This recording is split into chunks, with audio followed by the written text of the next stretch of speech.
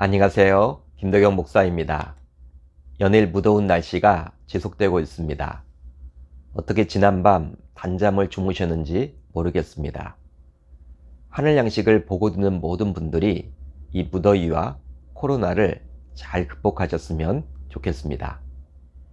자, 오늘 우리가 나눌 말씀은 이사야 42장 1절로 4절, 이사야 42장 1절로 4절입니다. 제가 읽겠습니다. 내가 붙드는 나의 종, 내 마음에 기뻐하는 자, 곧 내가 택한 사람을 보라. 내가 나의 영을 그에게 주었은즉 그가 이방에 정의를 베풀리라.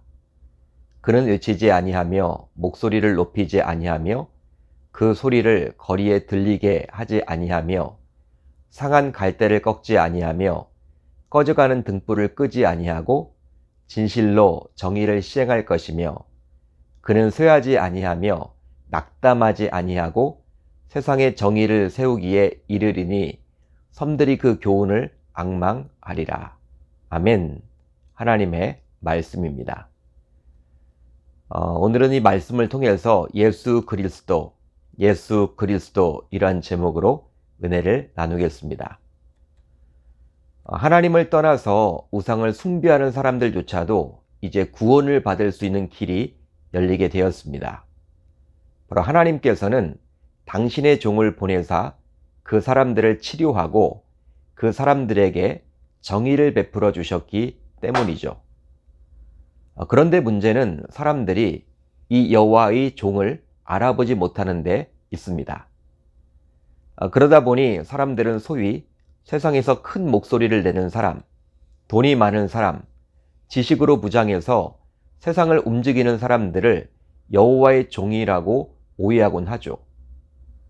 그만큼 이 세상에는 가짜 여호와의 종들이 참 많이 나타나서 사람들을 유혹하곤 합니다. 그러기에 하나님께서는 그 가짜에 속지 않도록 자신이 보낸 여호와의 종의 특징에 대해서 말씀해주고 계시죠. 그렇게 함으로 진짜 누구를 믿고 붙들어야 하는지에 대해서 저와 여러분들에게 권면을 해주십니다. 자, 이제 오늘 말씀 1절을 볼까요? 이렇게 기록이 되어 있죠. 내가 붙드는 나의 종, 내 마음에 기뻐하는 자, 곧 내가 택한 사람을 보라. 내가 나의 영을 그에게 주었은즉 그가 이방에 정의를 베풀리라. 하나님께서는 자신의 종을 가리켜서 자신이 붙드는 자라고 말씀해 주십니다. 누군가를 붙드는 것은 그를 전적으로 의지하는 것을 뜻하죠. 그만큼 하나님께서 보내시는 종은 하나님께서 구원사역을 하실 때 하나님조차도 절대적으로 믿을 수 있는 종임을 알 수 있습니다. 그래서일까요? 하나님께서는 이 종을 가리켜서 내 마음에 기뻐하는 자라고 표현을 해주고 계시죠. 그렇다면 왜 하나님께서는 이 종을 가리켜서 내 마음에 기뻐하는 자라고 말씀해 주셨을까요? 바로 하나님의 뜻대로 모든 것을 감당하기에 하나님의 마음이 흡족해졌기 때문입니다. 그런데 이 종을 가리켜서 하나님께서는 또 내가 택한 사람이라고 말씀해 주고 계시죠. 하나님께서 택했다라는 것, 이것은 어떤 공식적인 임무를 맡겨서 파견하기 위한 목적이 있음을 보여주고 있는 것입니다. 바로 구원사역을 감당하기 위한 목적에서 택하신 것이죠. 그렇습니다. 하나님께서는 우리 인간을 사랑하사 우리 인간을 위기에서 구해내기 위해 유일한 구원자이신 종을 이 세상에 보내주셨습니다. 따라서 우리가 죄로부터 그리고 하나님의 무서운 진노의 심판으로부터 구원받을 수 있는 유일한 방법은 하나님이 보내신 종을 알아보고 믿는 것이죠. 즉 우리 인간은 그 방법밖에 구원받을 길이 없습니다. 베드로 사도는 다음과 같이 말씀을 하셨죠. 다른 이로서는 구원을 받을 수 없나니 천하 사람 중에 구원을 받을 만한 다른 이름을 우리에게 주신 일이 없습니다. 아멘. 바로 예수 그리스도이십니다. 예수 그리스도, 즉 하나님이 보내신 종을 믿지 않는다라는 것은 인간이 처한 위기의 심각성을 깨닫지 못했기 때문인데요. 이 종을 믿지 않으면 아무리 착하게 살고 선행을 베풀고 또 이 세상에서 성공을 한다 해도 구원받을 수는 없습니다. 바로 창조주 하나님께서 피조물인 우리 인간을 구원하기 위해 그 룰을 그렇게 정해 주셨기 때문이죠. 따라서 우리 인간이 다른 방법으로 구원받을 수는 없는 것이죠. 그렇다면 이제 하나님께서 구원 사역을 위해서 택해 주신 종의 특징에 대해서 살펴보도록 하겠습니다. 우선 하나님께서는 자신이 택한 종에게 성령을 부어 주셨습니다. 내가 나의 영을 그에게 주었은즉, 하나님께서는 자신의 종에게 가장 먼저 성령을 주셨습니다. 바로 구원 사역은 곧 성령의 능력이 아니고서는 안 되기 때문인데요. 실제로 예수님께서도 공생의 사역을 시작하기 전 가장 먼저 성령을 친히 받으셨습니다. 예수님께서 요단강에서 세례 요한에 의해서 세례를 받으시고 올라오실 때 성령이 비둘기의 형상으로 임하게 되었죠.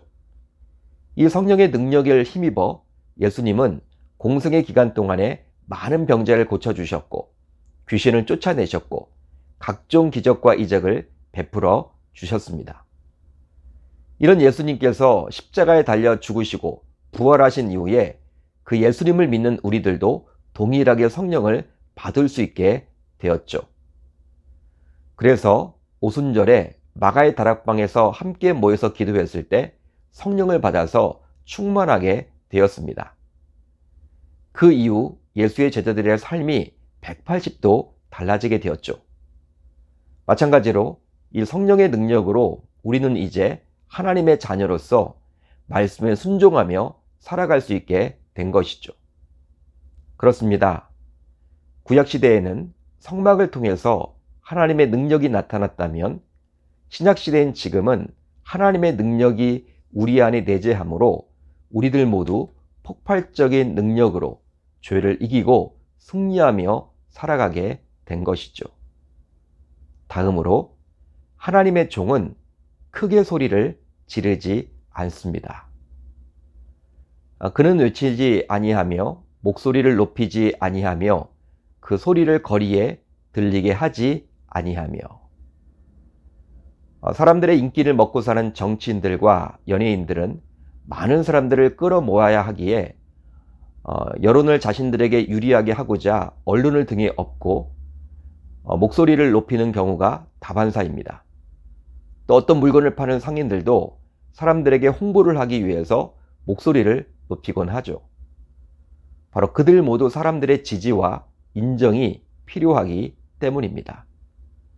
하지만 하나님의 종은 절대로 사람들 사이에서 큰 목소리를 내지 않습니다. 이유가 있는데요. 바로 사람들의 지지와 인정보다도 여호와 하나님이 세워서 보내주셨기 때문이죠.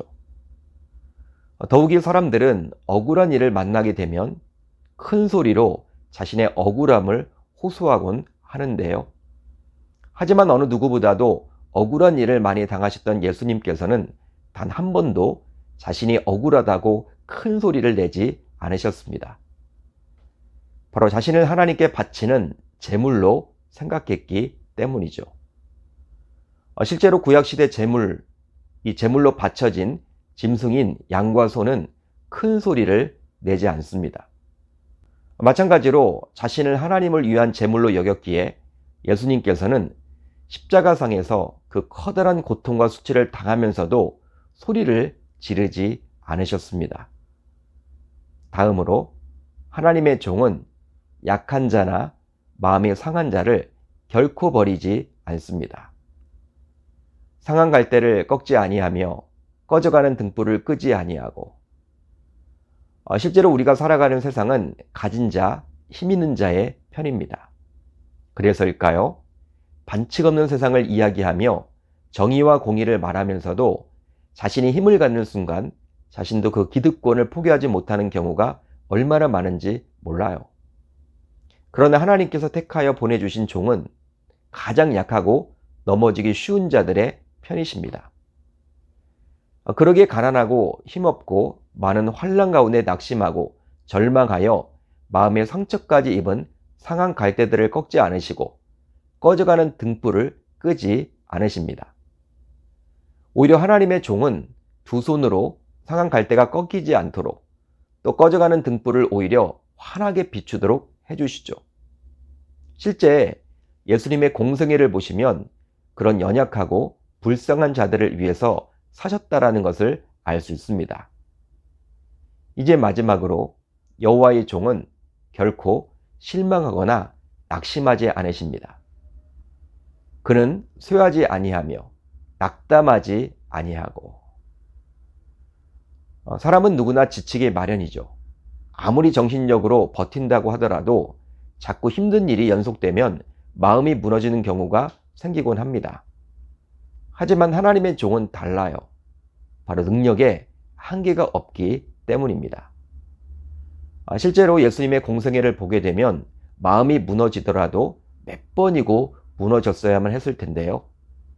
이유가 있으니 바로 자신의 제자들조차도 자신의 사명을 이해하지 못했으며 또 가는 곳마다 유대 종교 지도자들에 의해서 핍박과 박해를 받아야만 했기 때문입니다. 하지만 예수님은 그때마다 오뚜기처럼 자신에게 맡겨진 사명을 묵묵히 감당해 나가셨죠.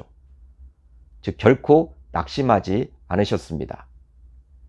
이것은 바로 하나님께서 부어주신 성령의 능력으로 사셨기 때문이죠. 사랑하는 성도 여러분, 우리가 신앙의 대상으로 삼아서 믿는 분은 바로 하나님께서 택하여 보내주신 예수 그리스도이십니다.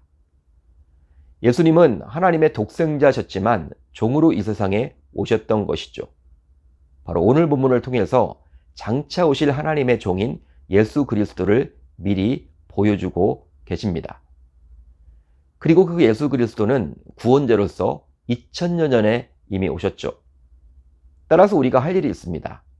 바로 그 예수님을 믿고 따라야만 하는 것이죠. 여러분, 이런 엄중한 코로나 상황 속에서도 우리가 붙들어야 할 유일할 분은 바로 예수 그리스도이십니다.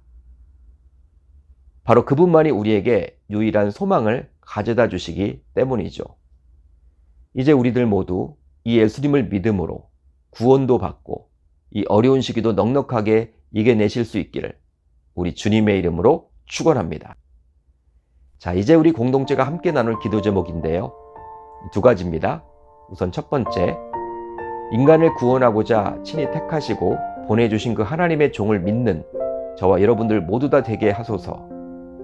다음으로 교회 사역보다도 우선적으로 예배자가 되어 은혜를 받음으로 사역의 현장에서 지치지 않게 하소서. 오늘 하루 이 말씀 붙들고 영육 모두 강건해지셨으면 좋겠습니다.